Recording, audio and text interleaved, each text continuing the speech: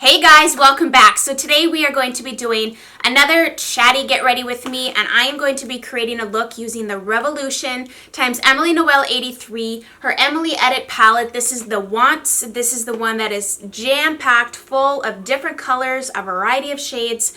I've had some requests to recreate the look that I wore in my August favorites video. I was wearing this palette. In fact, that was the first look on camera that I have done with the palette, and you really enjoyed it. I'm going to be delving into the world of greens today. And in fact, I followed mostly everything that I did in that look, but I think I made it even better today because I added in another requested color, the Grateful shade. We're going to go in with that color today. And this is what it turned out, and I think it turned out beautiful. I actually think this is a very wearable daytime smoky look. I don't think it's too much. I did put false lashes on, but if that's not your cup of tea, you don't have to. You don't have to. That's the beauty of watching tutorials and just getting the inspiration, pulling from the look what inspires you and making it your own. That's the best part about this, and that's why I'm still going strong with this palette. I love it. Anyways, okay. I've chatted a lot. I've done other looks, so if you want to check out those looks, they'll be linked below. I'm going to be doing more, and if you are new, subscribe. Would love to have you here. Follow me on my Instagram. I post a lot of looks, what I'm eating, what I'm drinking, what the heck I'm doing every day. Follow me there, and without further ado, let's get into this. My back hurts. Mine too. Little pre-makeup stretch. So before I start my makeup, I've been enjoying applying this Algenist liquid collagen product to my lips. Just kind of plumps them up, preps them for lipstick. I have a little bit of a chickenpox scar here, and this just plumps up my lip line. Little Milani eyeshadow primer. I am going to start this eyeshadow look by applying the cream. This shade is a nice matte cream shade, and I'm just going to apply that to my brow bone here. So this morning we woke up to no power. I should say I had a cup of coffee and then the power went out, and I was just kind of like messing on my computer, getting some videos done, and the power went out, and so it's a kind of a rainy day, and I looked at the forecast and we're supposed to get a rainy week, which I'm actually very excited about. Not excited because it's going to be dark for me filming this week and I have a lot of videos I want to get up, but I'm really looking forward to a rainy week because we have had sun, and everything is bone dry. Now I'm going to go in with the shade Laugh Cry. You could go in with the shade Hobby, but when I watched the video back of what I had used, I said I used Prayer, and for some reason I thought I had used the shade Laugh Cry, so I might actually go on top of the Prayer shade here with the Laugh Cry and brighten the look up a little bit. This is precisely why when I do a look that I like, I should write down what I had used that day, because then I can't remember. And it's kind of like when I cook too. It's like I can't ever recreate it the exact same because I didn't write it down or I didn't save the recipe. We do have popcorn. It's in the bag on the floor. So I think I want to tone the warmth down a little bit today. I've been using Prayer a lot in my looks anyways, and so I'm going to go in with the shade, what is that? Hobby. And just kind of run that through my crease just a little bit to add a little bit of depth to it as well. What happened to this brush? It's not blending too well because it's having a really bad hair day. I'd say at this stage of the game, it's really up to you. Do you want to have like a cooler crease? Do you want to have it to be a little bit more brown? Do you like the peekaboo warmth? I like both, but I think today I'm just going to add this in. When I do my makeup, it doesn't matter what we're doing, if we're doing eyeshadow or lipstick or blush or foundation or even concealer. I mix everything because I like to customize my finish, my coverage. I like to customize the colors. So most of the time, if you give me an eyeshadow palette, I will probably use every color to create a look because I really like to mix everything together and create new shades or just really make sure it's blended. Now we're going for it, and we're going in with the shade Corduroy, which is a nice matte tealy green. How I like to apply dark colors is number one, slowly, and I usually start at the lash line and kind of tap the color versus like, you know, windshield wiper motions. I like to kind of build up the intensity by tapping. And then once I get the intensity that I like, then I will blend it. This is why I'm doing my eyes first, because there will be a little bit of transfer and everything, because this is, whenever you're working with dark colors, I would always recommend doing your face last. That way your skin still looks amazing and you can make sure to get your under eye area really cleaned up. When I do dark colors, I like to make sure that my face is really as flawless as it can be. No fallout or, darkness underneath your eyes. Plus, you can be a little bit more messy with the application when you do your eyes first. This is a good green though, guys. It really is. It doesn't blend out to black either. It stays a really nice pigmented green. And then I'm just I flipped this brush around and I'm taking the clean side. There's no product on this at all. And blending the edges. And these shadows actually, so if you've watched any of my previous looks, I will take a shadow like I just did and not even dip back in. But I did with the green just to kind of build up the color so it doesn't look too like grayish color or whatever. But you can start over here with the color and they blend so well that you can drag color from here all the way across your lid if you wanted to without dipping back into the palette. In saying that, that's why I'm taking just a clean brush with no product, because I don't need product to drag across because these shadows will already drag across. In fact, I'm going to go back over my crease with a little bit of Hobby on that brush I had initially used to apply it and blend out the edges. I think this is what I had done in the look because I remember using the shade Laugh Cry, which is this brighter orange color. I'm going to take a clean brush and just swipe that through my crease to kind of blend and, brighten this area here a little bit.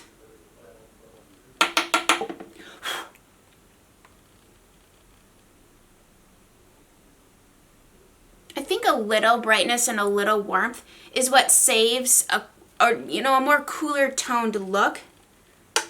Plus, I like to have that opposition of the warmth and the cool. Okay, now I'm going to go in with the shade Oh Heavens. Maybe we should go in with Grateful. You could do Grateful or you could do Side Hustle. Anyone else use their clothes to wipe off eyeshadow? I do it all the time. I could probably Fix Plus this too, and that would make it even more metallic. Yeah, this just transitions that really well. And now I'm going to dip into Dark and Early, this matte black here, with the tiny little Wayne Goss number 5 brush and just deepen up the outer V ever so slightly. I just took a little piece of cotton and some water. If you had like Bioderma or micellar water or makeup remover or whatever, and I just kind of cleaned up underneath. And now I'm going to do a little bit of a wing with the Milani Stay Put liner. This is a nice matte black liquid liner.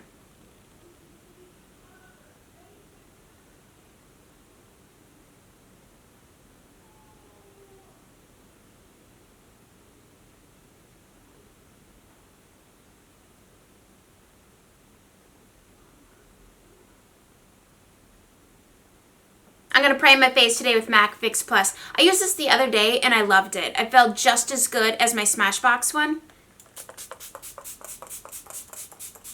Fix Plus is a good investment. I mean, it's not even that expensive, but I just use it so much. I use it to set my makeup, to prep my makeup, to refresh my makeup, to help with, like metallicize some eyeshadows. It's just a really good, handy thing to have in your makeup collection. And then for my foundation today, we're going to be using the Healthy Skin by Physicians formula. I would have to say that that Prep and Prime actually leaves a nice, slightly tacky finish to the skin, which is why it works so well as a primer, because it like clings to your foundation. Or I should say your foundation clings to it. Oh, I should have bought a darker shade. I'm making this foundation work. It's a little bit light for me right this current second. It works once we have it all blended out. It just looks really light right now. And this is the shade LN3.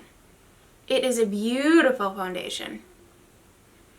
I think I say that every time I wear it. I really like how it looks like skin. It doesn't feel heavy. It doesn't look makeup-y. It's buildable. It gives a nice medium coverage.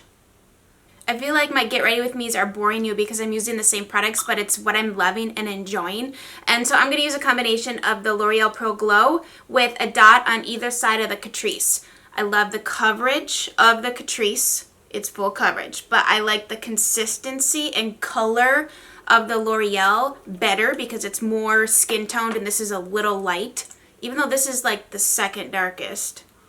Actually, there's only 3 shades, so this would be the middle shade.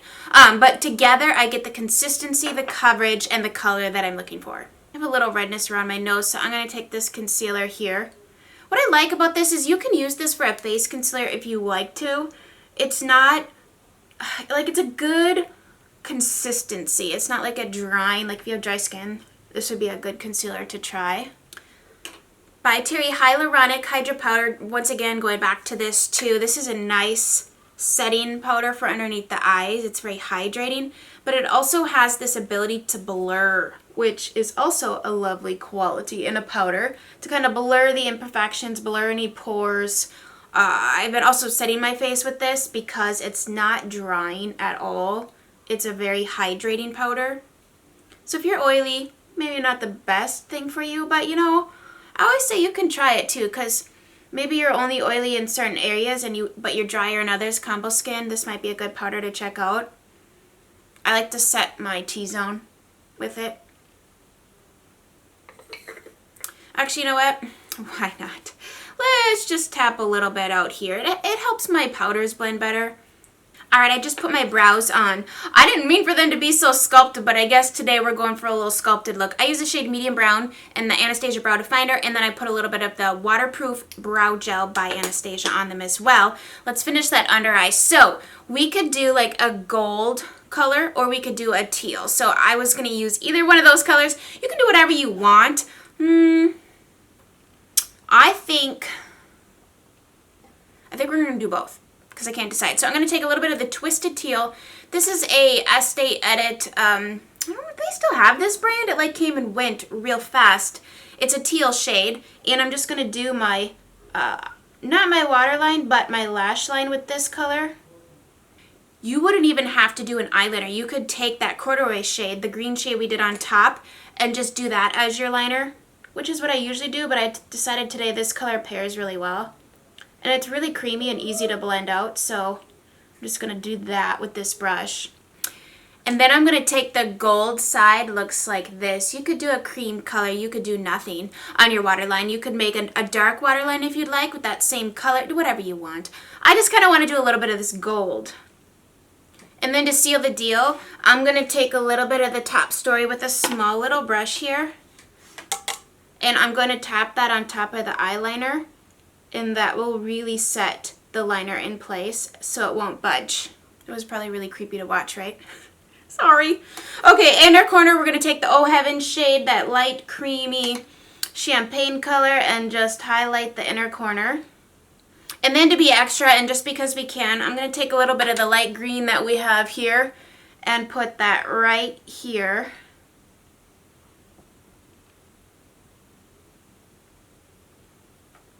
And I also like to take whatever I've done on the top and mimic it on the bottom. I just think it finishes it out nicely. That being said, I'm going to dip a little bit into Laugh Cry mixed with Midwest and just ever so slightly run that underneath here.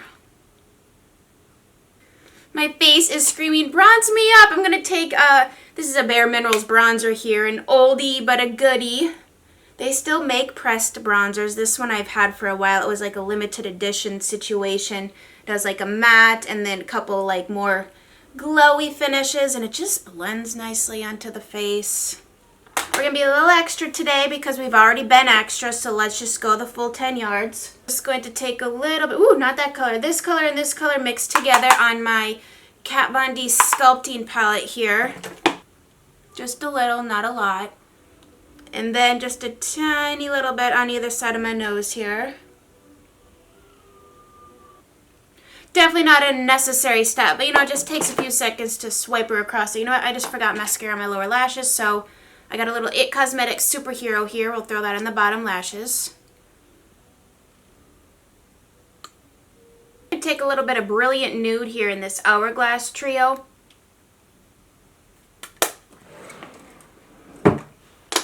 I dug out my Champagne Pop. I haven't used her in a while, and she pairs well when I do peachy and bronzy type colors, and I really like to do like something slightly peachy golden when I do green eyeshadow. And it really is a gorgeous highlighter. Now that blush we used has a little bit of a sheen to it, but we're going for it. Oh, that's gorgeous. Now, if you're going over the top, you might as well do your Cupid's bow. You might as well do the tip of your nose, you know, a little bit above the eyebrow. I believe this was the lip combo that I wore that day. I can't exactly remember, but I'm going to do the Charlotte Tilbury's Iconic Nude. Honestly, a fabulous color. Wonderful nude shade. Kind of a neutral nude, not too dark, not too light, not too warm, not too blah. And then Bite Beauty lipstick in the shade Meringue. I really like to smoosh her in there so that you can't see the liner or like where the lipstick starts, liner ends kind of thing. Even just like tapping it gives it that worn in look. You know, after you eat lunch, you kind of have a stain left over from whatever lip combo you had on, but it makes the lips look just kind of naturally colored at that point, so you just reapply a little bit. That's the lip look that I'm kind of going for. And then I'm going to top it with Buxom Celeste because this gloss is amazing. It's like a shimmering peachy nectar. Oh, so good. Dig 'em. So here's the finished look. I think it turned out actually even better than when I originally wore this. Of course, we added in a few little details, but you know what I think really made this look pop is honestly that Grateful shade. This beautiful, shimmering light, kind of like a melon green, but it has a yellowish gold, like, not twist, that's not the word, shift, that's the word. It's just so pretty on the eye, and I think it really pairs well with the corduroy, and it made the blend better from that dark green to the lighter lid shade. But I myself really like a light lid shade, and when you contrast that light lid shade with a really dark crease, I think that's what creates that dimension to the eye and really makes it pop. So I am going to be having more looks with this palette. I hope you're not sick of the looks. I myself am smitten with it. I've talked about the price point, the blendability, the variety of shades. There's a lot of things you can do with this. I'm enjoying it. And I figure, you know what, I'm inspired, so why not share that inspiration with you? So thank you guys so much for watching. Don't forget to subscribe on your way out, and you can check out the other looks that I've already done, and stay tuned for more. Love chatting with you. Have a great and fabulous rest of your day. Bye.